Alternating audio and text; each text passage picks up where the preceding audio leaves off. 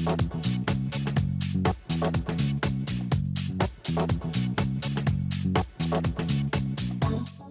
woman.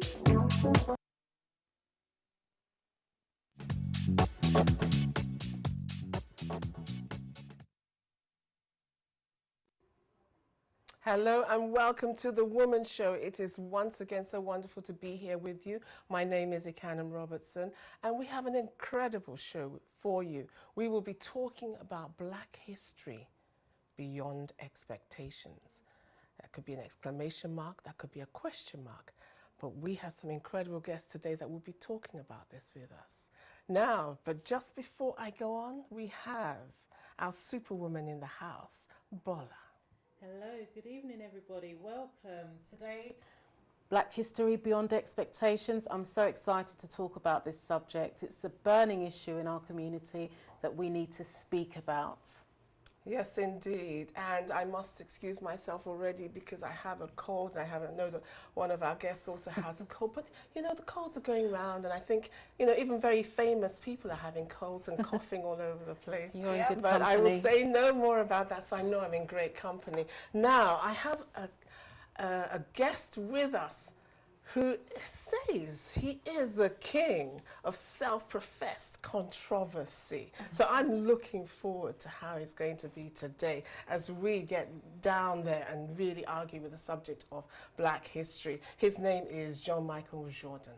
Welcome to the show. Thank you very much for having me. Don't disappoint me now. I've billed you out there, so they're expecting you. It's going to be great having you. Welcome. Thank you. And I have a dear friend of mine, actually, who I went all the way to America to bring. Her name is Dr. Nosa Omwegeni, and she has written a book which we will be talking about. And that's part of the title that we have today, called Beyond Expectations. We're going to find out what she means by this beyond expectations. Dr. Nosa, welcome. Thank you so much, Kanem. I'm very happy to be here. As Kanem said, came all the way from the US to be on this show. So, yes. Fantastic. We've had this plan for quite a while, haven't we? So yes, we just we couldn't miss it. By the way, Dr. Nosa is a professor of sociology at the Pennsylvania University. So her book is quite an academic one, but I think it applies to all of us. And once again, John Michael, he's also part of the UK Black Unity Network, and I know that a whole load of you out there are watching this right now. So he's on the ball here today. All right, well, moving into Black history, let's talk about this just a second. And let's look at where this started from. Mostly it started from America, didn't it? Back in 1926, when Carter G. Woodson actually started the whole thing and teaching his children or his students Negro history. And I think it took another few years. What was the year you said? 1980s? 87, that's right. So now we're like 30 years in Britain. Yeah, with Black history. It's BHM at 30 Yeah. is the title, the slogan that they're giving it this year. And Yes. there's so many celebrations, different events happening this month actually, from theatre, plays, celebrations, events. There's lots of universities are putting on different discussion That's groups and right. debates as well. That's So right. In fact, there's a film reel that's taking place at the Barkingham Dagenham University. I think it's all in Barkingham Dagenham, and they're actually doing it, and I think probably at the Broadway as well, where they're showing Black history from the archives, and that's going to be coming out. Well, I'll give you some more information about that much later on. But just turning to your book, you know, very often we are told that we often are accused of not being the authors of our own stories. Right. This was something that Chimamanda mentioned at one time. So it really thrills me that you have taken it on to take some authority and author some information about us. Tell me more about your Beyond Expectations. Beyond whose expectations, and what is your book about? Right. So my book is about the adult children of Nigerian immigrants. So I'm looking at the second generation in the United States and in Britain. And so my book is about their lives, how they're interacting with African Americans in the US, how they get on with Caribbeans in the UK, you know, and I really wanted to talk about their own experiences so that when we talk about the Black experience, it's becoming more diverse. And so just to be able to talk about how Africans are doing And the book is saying, you know, that they're doing well. They're doing much better than had been predicted for them in a lot of the scholarly literature out there. That's predicted by the Caucasian race. Because they're the ones that tend to study us and tell us what we're going to achieve. Yeah, well, you know, by the immigration scholars, I would say. And Right. so, you know, now a lot more Africans, a lot more people of color are doing the work, are studying. And so they are coming up with more nuanced theories saying that we have to understand what's going on within these communities and that these communities are doing well in fostering good outcomes for their children. And so my book is trying to talk about how Nigerians and their children are becoming members of the middle class as black people in both the United States and in Britain. So you've concentrated on the Nigerian community, and Yes. what exactly have you found that has happened that has made them prosper or do well? Yeah, so, you know, I think part of it is that the Nigerian community or the Nigerian population in both the United States and Britain are extremely selected. So we know that they're more educated than the national average in the UK and in the US. And so in Nigerians in these two countries, 6 out of 10 of them have at least a bachelor's degree compared to the national averages of 30% in the United States and Britain. So that's really powerful. That brings some resources within the community. And so these resources are helping their children. And I was doing my book and I was talking to a lot of the Nigerian second gen. And in both countries, what they told me was, in our community, it's on Nigerian not to go to college. That's the norm. And that really is something that they really feel pushes them along. And so that's one of the nice things that I found about how you have these cultures of mobility within black communities that normally we tend to overlook. Okay. Is there a lot of pressure as well amongst the children, for example, to excel and to compete with their peers? Yes, yes. I had some of my respondents telling me that, oh, wow, you know, their parents get a town crier and say, oh, yes, my child is going to Harvard. And then, you know, they try to sort of compete amongst themselves, which puts pressure on them, you know. But some of them looking back now that they've gone through the system, they've graduated, they're like, oh, yeah, okay, I think that was a good thing. Yes. But it is pressure. It is pressure. But I wanted to ask you, what would you say to those that say the children in the diaspora abroad are spoilt, or, you know, they're not doing so well? And then we can't ignore that there are some issues. In the UK, there's a lot of gang affiliation issues, Right. which is also transmitting to the African youngsters as well. I Right. don't know whether that's a similar issue in the USA. Right. I mean, those impacts as well. Yeah, I did hear about that when I was interviewing some of my respondents. They Okay. talked about how, you know, in the past you never used to see Nigerian kids or African kids being called among the gangs, the Yeah. knife gangs, but that now you do see some of those Yeah. names. But I think, you know, the parents are really striving. And one of the things they do, which isn't really unique to Nigerians, is sometimes they take their children back to Nigeria. You know, so I had some stories of the parents won't tell them. Yeah. They're like, oh, yeah, we're going for a one-way vacation. ticket. You know, I'm gonna Yeah. jump in here because Yeah. I have on board Yeah. a proud Caribbean. Yes. Now, we can easily sit down and talk about what the Nigerians do and the fact that, you know, when we were growing up, we only had 4 professions that we could go into, and I won't relate them right now. So, and we used to have this, you know, view that maybe within the Caribbean sector, they didn't have that push in this country. I'm not going to talk about America because this is where we have our understanding right now. Can you, from that perspective, tell us what was going on in the Caribbean home? Right. Well, first of all, I always state that, again, some people find it a controversial statement, that Caribbeans paved the way for every noticeable immigrant in this country. I don't think we can deny that.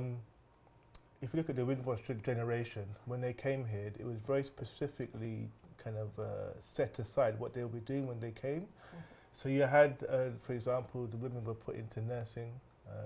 And we're talking about basically very menial type of roles within nursing. And the men were either on the London transport, particularly the buses, etc. So it was a very marginalised existence. They also experienced, as you can imagine, overt racism, and being the most noticeable group of immigrants ever to be, you know, noticeable within the UK.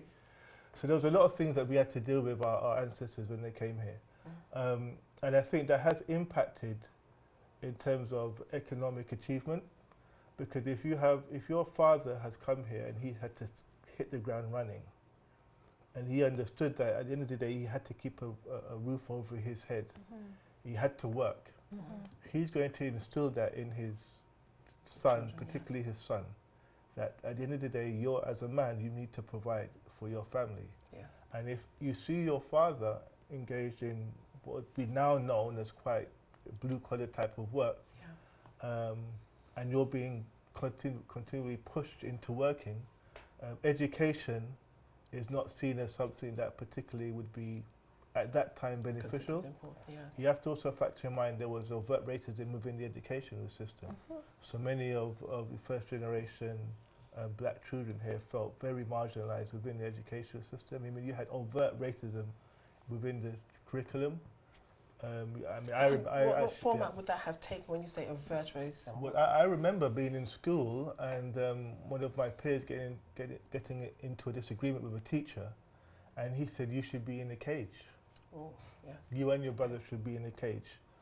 And needless to say, that young person did that. He said at school. In fact, I think that probably was the last week that he fully attended. Yes. And these are issues that impacted, especially the Caribbean's first, second, third generation, where education wasn't really pushed forward. I think that I can see where that would have changed the way in which your generation or your or the Caribbean grouping would have actually seen education as a waste of time. Let's just go to work. Whereas most Nigerians or Africans coming at that time would have been coming in to study, in to form the administration that was needed back in Africa. Yeah, I think it was very different. So the starting points were totally different. Yeah. So whereas we may have, racially thought, oh, they're not interested in, in schooling, they're wasting time. We and it starts to bring a little bit of animosity, because I remember going to school and there were outpitched wars between West Indians and Africans at the time. Yes. I don't know whether you've got that through your book. Yes, I did. It was very surprising. I got in and was just talking to people, tell me about your experiences, what was school like. And it just started coming up that we had a tough time with Caribbeans, and a lot of my respondents in the UK side kept on telling me, we were surprised. We thought they would be our brothers and sisters, our natural allies, but we had all these tensions. And so I heard some of those stories. But I think, one of the things that comes out now that they're adults is that they all realize we're really in the same boat, in the UK. And so there is an understanding that Caribbeans, Africans, we're all coming from ex-colonies of Britain, and that's something that unites them now. Yes. I've certainly seen a difference. Yes. I mean, when I was schooling here, there was a lot of animosity. However, most of my friends were probably West Indian, possibly because at the time it was mainly the Caribbeans that were in the UK. There weren't as many Africans in the UK, and they probably thought I was also West Indian. So sometimes you'd hear, even my friends saying something about an African just off the boat, and I'd say, hang on a second, I'm African. No, not like you, not like you. I'm talking about the ones that are fresh off the boat. So there was lots of that going on, and some kind of animosity. And then when more Africans started coming in, you'd see that they were also putting some animosity and aggression towards the Caribbeans. But with my children now, I think they're so much more integrated. In their schools, my kids have a mixture of friends. Their Caribbean friends come to my house. They want jollof rice, They integrate so well. They love the Afro beats. And I think all of that social network has really opened their minds up to a different level of understanding. And I don't think the school education system helped, because it was teaching everyone, including me before I went back myself, that Africa was a place where you wouldn't want to go. Mud huts, people were like, uncivilized and so forth. And it was only when I went myself and saw actually my family live in mansions, people are living like chiefs. And I came back, I remember, after that to my class in history, when they made us watch a video about Africa and mud huts, and I said, no, that is not the Africa that I know. Right. Exactly. Yeah, and indeed, you know, talking to my respondents, I think it's really powerful getting them to go home for a few years. Yeah. You know, so a lot of my respondents who had spent some time in Nigeria were really grounded. You know, they were really fluent in the Nigerian culture, their parents' ethnic culture, and so they felt more comfortable. And surprisingly enough, you know, it gave them some solid roots about who they were, even as they were navigating life here in Britain. We're nearly going to go to the break, but I think I want to come back to you, Jean, because you've been hearing about these Africans, talking about their home, talking about their connection. Yeah. Right. How does the Caribbean feel about a disconnect or a connection or a what? What do you have that ties you to your strengths? The thing is, if Caribbeans are honest, it's only recently, generally speaking, that we started to embrace those roots. Right. Our parents were not raised to be proud of Africa. Yes. They were raised in a colonial setting where obviously white supremacy reigned. Anything regarding Africa was negative, and this was reinforced by media. You had shows like Tarzan that showed Africans as barbarians, etc. So obviously that they came over from the Caribbean with that mindset, where they didn't want to be associated with Africans. And also, on top of that, you also had a slight resentment where some Caribbeans felt that, hold on a minute, we kind of were the ones that came here and You're the ones that were sent. fought against the skinheads and fought against the police. In fact, if you look at there was an incident with the Bristol boycott, where Caribbeans protested because they wouldn't allow black people on the bus or drive the bus. And out of that came the Race Relations Act. Yes.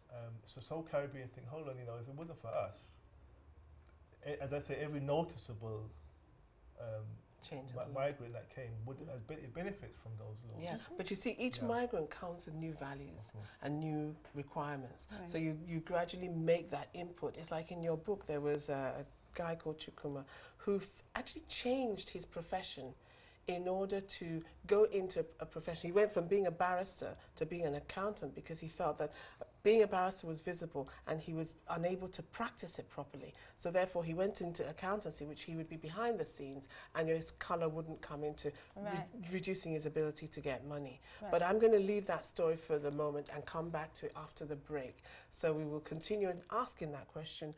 Black history, is it beyond our expectations? But let me give you the number before we go, 0208 808 0693. Please call in.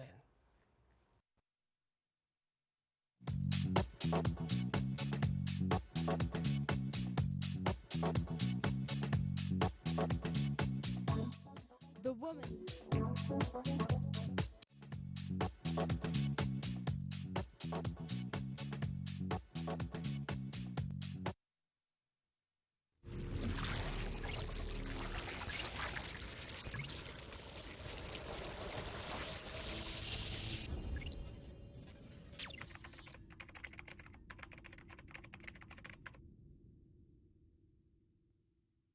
Do you have what it takes to win the Expression Debates Challenge designed to mark 2017 International Anti-Corruption Day? 32 undergraduate teams, 64 voices, one platform, one mic. Star prizes: first prize 500,000 naira, second prize 300,000 naira, third prize 200,000 naira. Register today and stand a chance to be selected for the regional auditions in Lagos and Abuja in November and the grand finale on December 9th, 2017. The grand finale shall be aired on television platforms. So, are you ready to be the Expression Debates 2017 champions? For participation information and application forms, visit www.youngstarsfoundation.org/the Expression Debates or call 070-3553-5876. Terms and conditions apply. Application closes midnight, October 15, 2017. The Expression Debates, powered by Young Stars Foundation.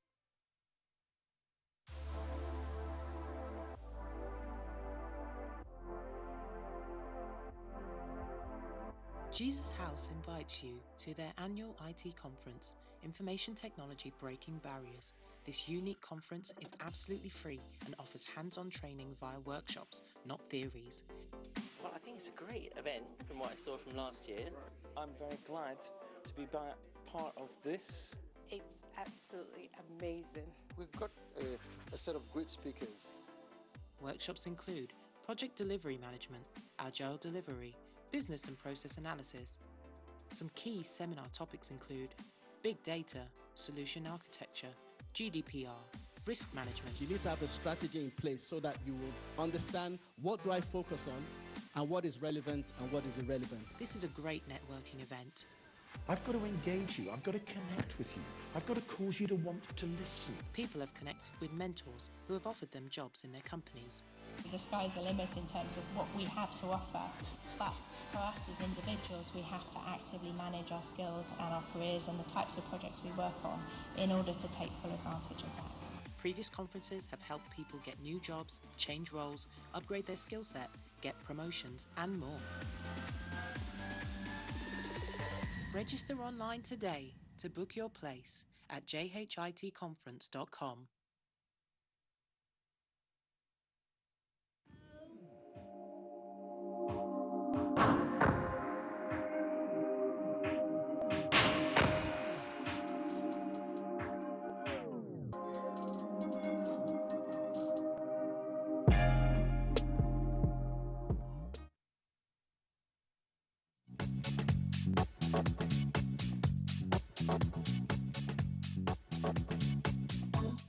The woman. Hello and welcome back. Thank you for staying with us. I will give you the number straight away, 0208 808 0693. Now, we are talking Black History Month, Beyond Expectations.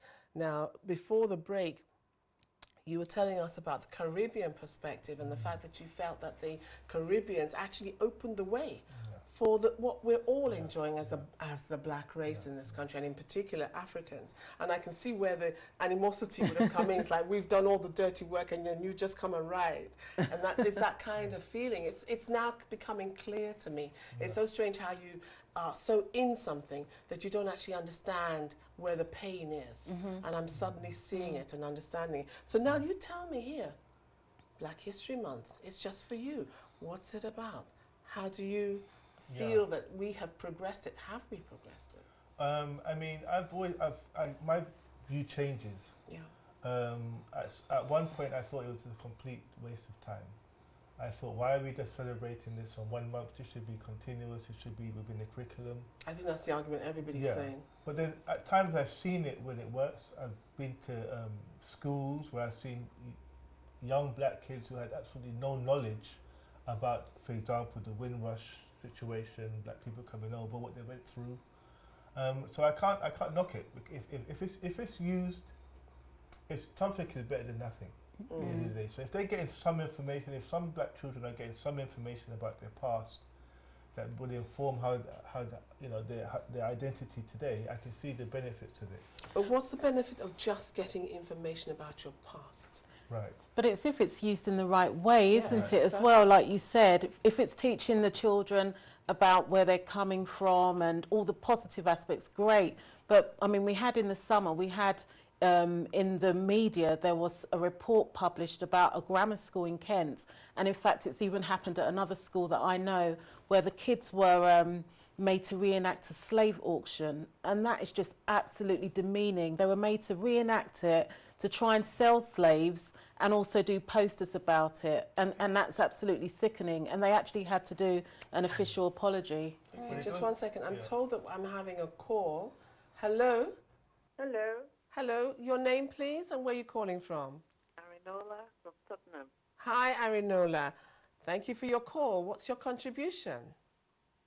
I actually wasn't going to contribute to the recent discussion because I've just walked out of the room. But I have a question for the author who's talking about people's mindsets and behaviors, black people in UK and the US. And I just wanted to find out, does she think that there's a difference in the way they relate, the way they think in today's world? And does she think that they're more competitive in America or in the UK? Did you hear that question? Yes. Thank you for your question. Thank you so much for the question. I think they are, in that regard, they are the same. I was really surprised to find out that this norm, that it's on Nigeria not to go to college, is something that is holding true in both the United States and in the UK. I was talking to people and all of them were saying, you know, our parents tell us that basically 4 or 5 degrees, professional degrees you should do if you're going to college. You should be a doctor, you should be a lawyer, you should be an engineer. Pharmacy will do in a pinch, maybe accounting, and that was in both countries. So I think they are very similar in that educational aspirations they hold. Yeah. You know, I noticed that. Hello, sorry, I forgot about you. Arinola, are you still there? Hello. Okay. Just going back to what you were saying earlier on with regard to the Black history and how it's being taught, because you mentioned about the fact that in schools they're teaching them about slavery. In some schools. In some schools are quite positive, and I've seen really good experiences from people I know, Black head teachers and deputies that are doing fantastic work, but in some of the more remote schools, it's a free-for-all. It doesn't seem to be consistent. Then the question is, who is teaching us about the Black history? Because when you're being taught Black history by your colonial masters, how can you get the right thing? Well, you can't, at the end of the day. Most of the time, it starts with slavery. Yeah. And if you notice the word epic, if you look at the word epic in terms of films, and you'll see epics, it would usually kind of relates to some type of romanticized view of medieval times. It would either be in relation to European types of conquests, or if it's, you know, even if you look at the old Chinese films, they talk about their prehistory, before colonialism. Yeah. We're the only group that don't seem to have a story pre-slavery that everyone knows about. So the kingdoms in Mali, Ghana, the characters, you can even argue biblical history is technically African history. Yes. If you look at the geography. But you see, isn't that what I was saying earlier on, where we are not writing our own story? And because to a certain extent, we don't put the money into it to make that research, to find that evidence, because usually history is based on evidence. So really, what we should do is take it from here. I do think that a lot of a lot of people are talking about the history and people of color and Black people themselves. You have historians, you have people in Africana departments, African American studies that are, you know, really writing and chronicling our history and putting it out there. I think, you know, sometimes we also have to go search and you know, the internet is so powerful now, and if you put in, I want to know a bit more, there's a lot out there. And when thinking about the Black History Month, you made me think about it quite a bit today. And I feel that there's a need for it, especially when we're able to publicize or draw attention to the successful Black people, to the role models, to be able to present, you know, people to our youth. I'm not still feeling that that's enough, because, you know, just before the break, Gina, I was saying to you that it's all well and good to bring up an Obama or bring up a Martin Luther King or a Nelson Mandela, but those are people, and these are individuals that pop up every 10 years or something like that. But what we should really concentrate are events that have marked our lives. So even if we're talking about slavery, we talk about it in the context of what we can learn from it to change our mindset. Because I think that has, you know, we were talking about it earlier on, how that has kind of prohibited us even investing in ourselves because of trust. Please take that on. Well, I mean, what we don't talk about are the revolutions. The Haitian Revolution, for example. These things should be taught in schools. The Haitian Revolution should be, Toussaint Louverture should be a household name. Absolutely. And other rebellions. Nat Turner should be a household name. We need to not be. I think sometimes we're scared because that involves violence and the killing of Caucasians, and I think sometimes we think, oh, if we start talking about white people being killed, that's going to offend. They talk about Waterloo and they were killing themselves there. So we need to stop that mindset of we can't offend people with our history.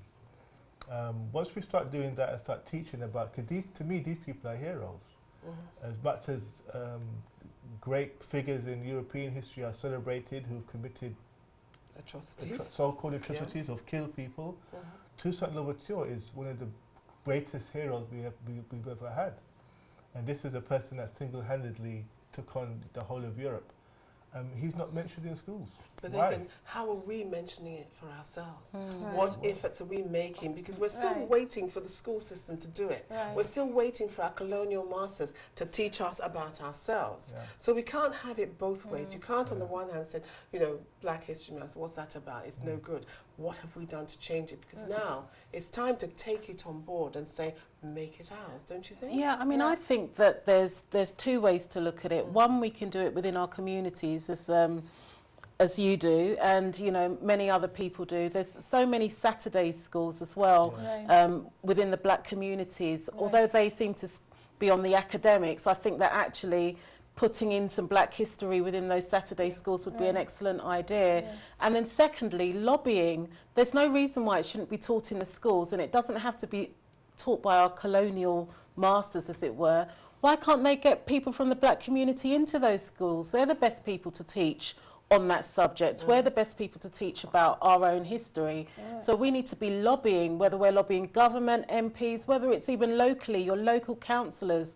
I mean, school governors. I'm a school governor. I go in there and I say, we need to talk about this in a positive way, because you wouldn't be teaching the genocide, the Holocaust in this demeanour. You're sensitive about the Holocaust. Why are you not sensitive about teaching Black history other than slavery? But then you see, because we are sensitive about it in a negative way to ourselves, because we're almost ashamed of it, and we're almost oh no, let's not touch on their sensitivities, and so therefore we're not talking about it, and that's part of the problem. I would add, though, that that Black History Month is also not just about talking about the past and our history and the great figures in the struggle, but also talking about the future and the present, right? And so part of Black History Month, which I like, is thinking about how we can, and create more entrepreneurs, how we can encourage more Black businesses, Black people who are business owners doing well. How can we talk about increasing the resources within the Black community? So in a way, also looking to the future and getting excited. I think that's also one of the things I think is a powerful opportunity. Agree with you. We have another caller who's just coming in. Wanda. Wande? Hello? Hello, Wande? Okay, I think we've lost the caller, or she'll come back later on. Please. Hi. Can you hear me? Hello, I can hear you now. Hello. Please. Hello, I can hear you now. Please go ahead. Where are you calling from? There. Hello, please go ahead. Turn your TV off if you happen to have it on. Right. And just speak straight into your phone. Carry on, please. I'm calling from North London. Wonderful.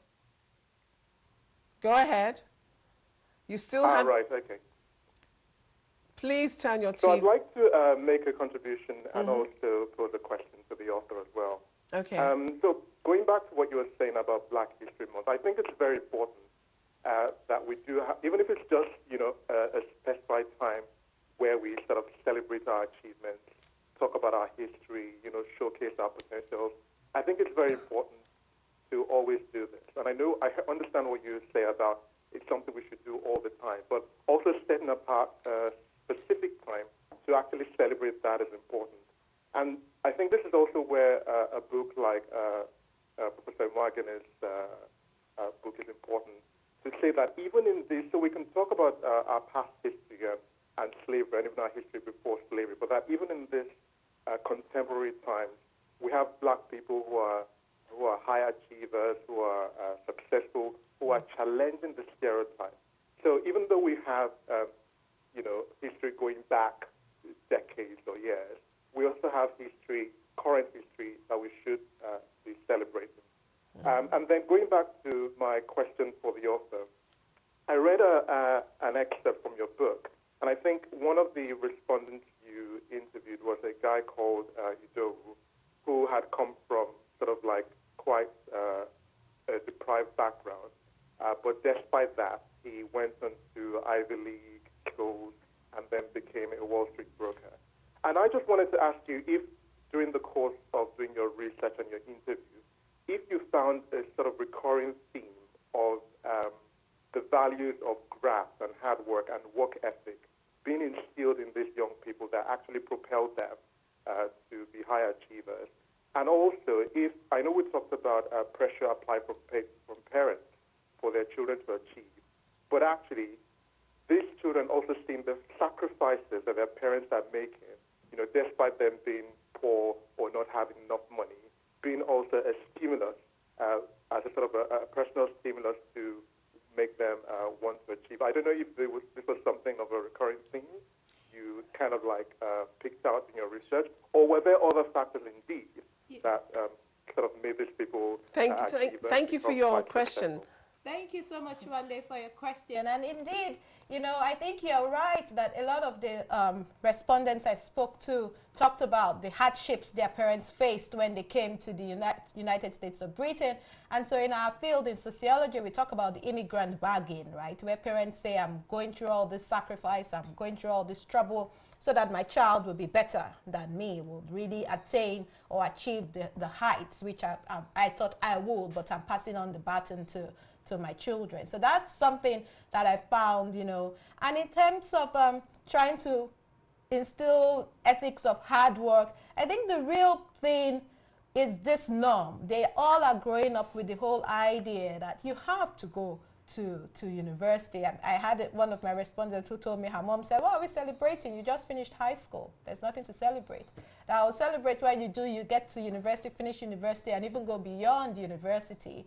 And so, and they have so many professionals in their networks, their father's brother, uncles, aunties. And so that's also something, all these role models really help to push them, as in they have counselors, guidance counselors, people who can give them a little bit of the tips. Yes, so that's what I found. Thank you so much for your call, Wande. I'm going to come back to you after the break because I think you have to answer this. This gloating that the Africans are doing here over education. Oh, no! Because I want some more. I want controversy. Into the group. All right, so we're going to go off to the break. Once again, the number that you want is 0208 808 0693. Stay tuned.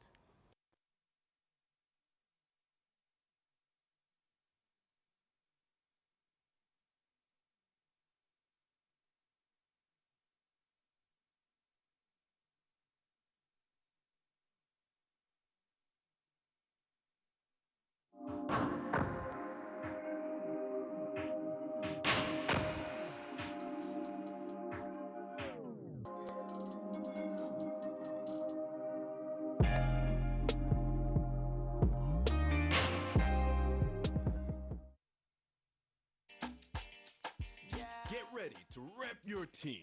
Pathway Sports and Team Nigeria UK presents the first ever The Tasty African Rep Your Team Fans Party on Friday, November 10th, 2017 at Old Stratford Town Hall, London E15. Come and join us for an exciting night filled with fun, music, food, football auction, comedy, and all the footy madness you can imagine.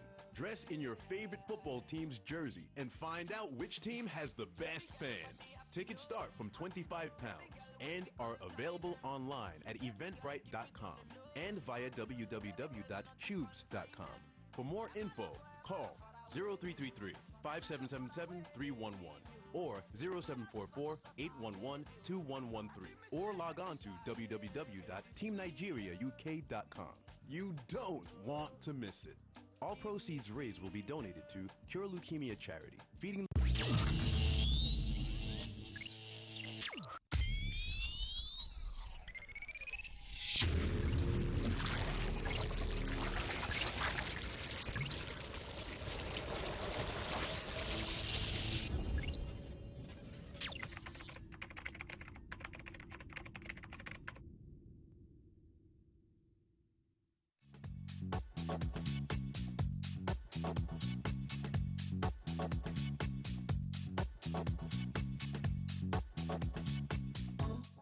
The woman.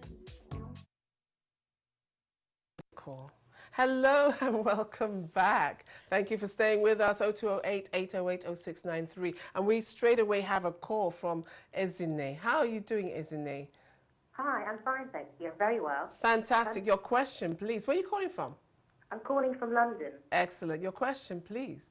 Yes, I just wanted to make a contribution that I think that black people, especially the young, are very divided, and I don't know how much thirst that black people themselves have for the knowledge of black history.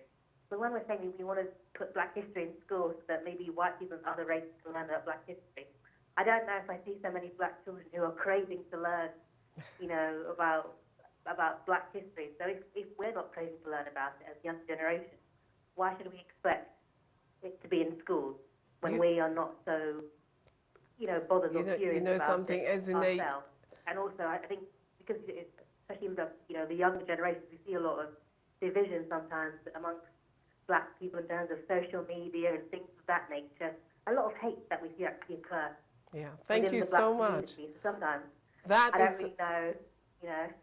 That is a beautiful question, and it's as though you are a mind reader, because just in the break we were saying that we needed to talk about the controversial relationships that even blacks have with themselves and the various nationalities, from the Indian community to the Caribbean community to the African community. So I'm moving over to my controversial king here, who's going to take that point on. Right, so I mean, there is still a divide between particularly people from the West Africa and the Caribbean. Even today? Even today. I mean, I mentioned before about the tribulations that Caribbeans went through. Now, that does develop a certain psyche where you are very sensitive to racism. You are very sensitive to injustice. And I think for many Caribbeans, I shouldn't say we, some of us don't feel that people perhaps from Nigeria or Ghana share that same sense of fighting against racism, a system. So when we talk about, for example, Nigerians have prospered quite well in the UK. That sense of pride that you may have, if we're a collective black group, we should all feel it. But I can tell you right now that Caribbeans don't. They don't look at a Nigerian who's successful and think, hey, that's one of us who's doing well. Yeah. And why is that? Why is there that disconnect? Because of the different backgrounds, as I said, and that do you not think it's part of the mindset? Because the way we come in with ownership, because we've come from a community where we're all prosperous in some different ways, and our whole view is to succeed. Right. Whereas, like you say, you, as the West Indian community within this environment, you've come from below, trying to make the way. And so that has made it very difficult. So you instead it's like a mindset that is kind of like negative, right, to what it could be, or not as good as it could be. Has a lot of baggage attached to it, and from that sort of colonial mentality or from slavery in itself, that has kind of limited one's outlook, perhaps. And it's almost like some people believe that, you know, people that came from West Africa came into a situation, as I mentioned before, that was, you know, more beneficial in terms of trying to get an education, etc. And so there was a lot of push in terms of education that came from particularly Nigerians. There was a lot of push in terms of you must be educated, you must be educated. Don't worry about fighting against injustice and racism right now. Get yourself sorted out, get your family sorted out, get your kids to university. Oh, he called you an N-word, don't worry about it, just focus on your education. So you see, if you're in a sense saying that we sold out. Whereas the Caribbean would say, no, you need to go, we need to do something about that person over there. Right. We need to challenge that person, we need to go and do something. We can't just focus on work and education, we need to focus on... But don't you think that it's part of a teamwork? Where in a sense, everybody goes to their strengths? Well, I think there needs to be more work. You know, when I think about this issue and I talk to people, I think we have to find ways to give opportunity for people to talk about some of these tensions, right? Because there's been some hurt on both sides. You know, sometimes you hear Africans saying, you really give me a tough time, you know, and so that's the reason why now there's distance. But then on the other hand, you have Caribbeans say, you guys are too proud and too arrogant and you feel you're all that, right?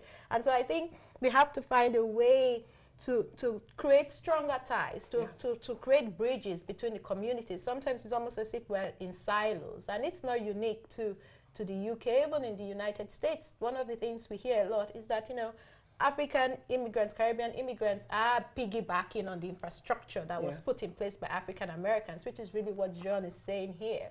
And so we have to really think about, you know, more purposive and more strategic in how can we build coalitions. I absolutely agree with you. And I'm going to, yes, go ahead. Let's make a quick point.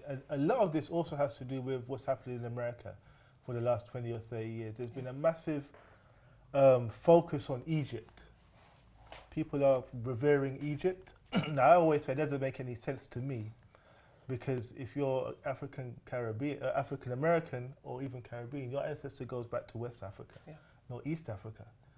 So when we have people over here, and I think that's drifted over here, where we have a lot of us here wearing Anks or wearing things that are, and for me, I think, well, that doesn't really reflect. That doesn't really reflect your direct lineage. Yes. It should be West African. But that's the case. And that's not, this isn't helping. Yeah. So we really need much more focus on our combined West African heritage. Yeah. And we all need to be on board with that. I think it's not just... We're going to discuss how we're going to do that in a moment. In the meantime, we have a caller from Francis. Hello, Francis. Yeah, good evening. Sorry to keep you holding. Sorry that I need to speak in. Where are you calling from? I joined the program halfway. Okay.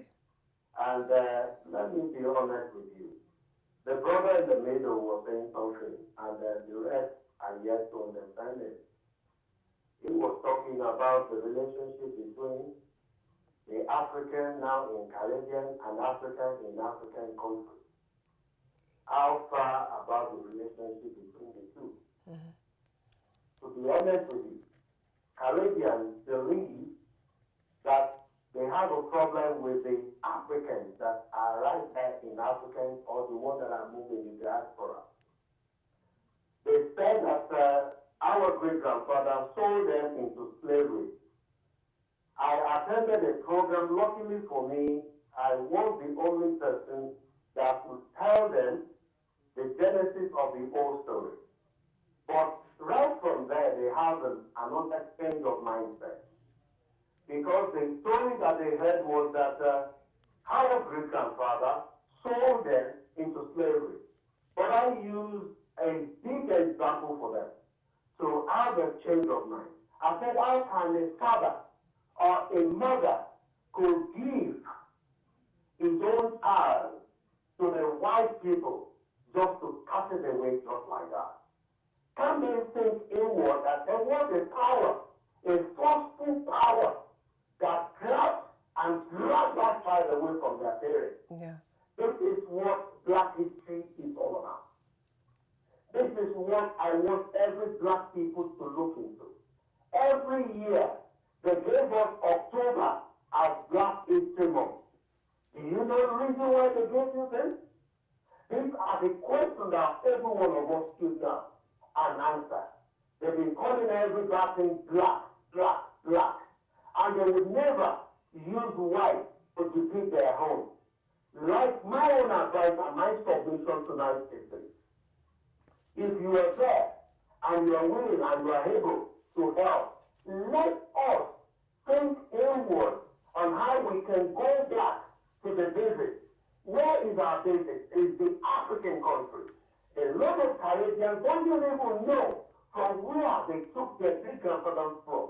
He was talking about only Ghana and Nigeria. How about Togo and the rest of the West African region, the countries within the West Africa? Francis. When you look at the application of the slave trade, the Queen asked them to destroy the last ship that came into Cotonou to come and capture the West slaves. Not for us to have history, not for us to know much about our history. And we still have that record. The record is there. Francis, thank you so much for the points that you have made. I need to let the my panel here have a look at what you've said. There's so much in there, and I'm sure that you could say even more, but I do appreciate your comments. Thank you so much. It's over to you. Right. I mean, because he's made some extremely valid points there. There is. I mean, I'm not going to sit here and lie and say that that conversation doesn't happen with regards to, oh, they sold us into slavery. Yeah. I very easy to. Isn't that what has been taken to continue the divide and rule concept? Of course, but if you understand the history, first of all, they had no idea. Oh, it did happen, first of all, and I think there's been apologies, particularly from Ghana. But my argument to that is, first of all, that type of selling of slaves was happening before Europeans were there. And secondly, they had no idea that they were going to be sold into what was known as the transatlantic slave trade, Exactly. with all the That's horrors Absolutely. and the barbarity that happened. They couldn't have been aware of what was going to happen because it happened after the fact. I mean, none of them had ever been beyond Right. their own waters anyway, Okay. so they wouldn't have known. And also, we must be talking about a fraction of people here. Yeah. We're not talking about every single African was involved in that type of behavior. So I think it's wrong. But as I said, some people are always going to look for some reason to create divide. And as I said before, I do believe that this whole focus on East Africa is not benefiting us as a group. We keep focusing on a history that, I mean, Egypt. If many of us went into Egypt, they would have immediately enslaved us. They would say, "Well, you're not from here. You're obviously not from our part of the world. You're not." So this reverence of Egypt, to me, But I mean, isn't that still part of compounding this? the problem? Isn't this still part of the need to educate, the need to know the history, the proper source? But I think and have an people are understanding? actually wanting to know their history. Certainly what I've seen from a lot of Caribbeans is that they are going back to Africa. They're going to Senegal. There's so many different kind of tours going every year. You know, I've got friends that have been going to Gambia year upon year upon year and absolutely loving it, buying properties there. Some of them are even living there. There's so many Caribbeans living in Africa now, so they are really embracing it. You know, so I think that although there's still work to be done, I certainly feel that there is some cohesion happening. You do get the people that will always, you know, be controversial and divisive, but in general, in a whole, I think that there is some, you know, there is some push towards going to Africa. And I think there is something to be said that, yes, Africans also do need to be more sensitive to the facts. I mean, you run an organisation called Black... No, I don't run it, but I'm just... you're part of the concept behind it. What are you using that as a tool to do? What are you trying to create with that? Well, we try to just talk about issues pertaining to the community. That's current issues. Yeah, current issues. Also, you do get people that post from different parts of the world, but I would like to use that. I would think it's a forum where we can just openly discuss our issues. The issues that tend to be spoken about a lot are interracial relationships. When you say interracial, I'm just going to say that. Are you talking about interrelations with blacks or whites, or what about the Asians? Because I know that there's a lot of situations with them from time. I mean, this is interesting because this goes back to, we could do a whole show on what does black mean even. Yes. Who are we including in that? Are we including Somalians in that? Are we including black Sri tends to Lankans be your colour, doesn't it? So if we go in, I mean, I always say we do ourselves sometimes a disservice by just identifying by colour alone. Because if you're going to just identify yourself as black, then other people can jump on board. And in fact, that's something you were saying, that do we even call it Black History Month? I'm going to have to round up. This has been a most interesting conversation. And I'm going to take the next 2 minutes selfishly to say congratulations to our superwoman who refused to bring her award in, but I didn't refuse. You won the award for the Uncelebrated Nigerian Award this year. That's right. Yes, I was privileged to receive that award on Saturday, and thank you so much to the UNA team. Uncelebrated Nigerian Awards for some of the work that I've done in the community. As you can see today, I'm repping my Kenyan flag because I'm also Kenyan. Interracial. So, yeah, they need to take note.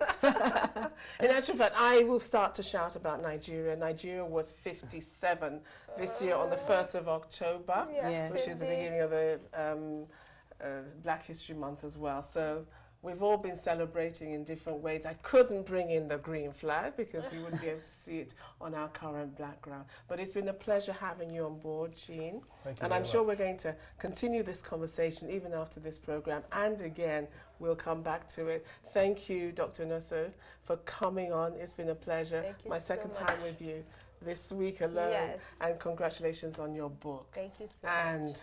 my Bola. Congratulations. Thank you, my dear. Thank you so much for joining us. I hope that you will be with us next week and the weeks to come. Good night.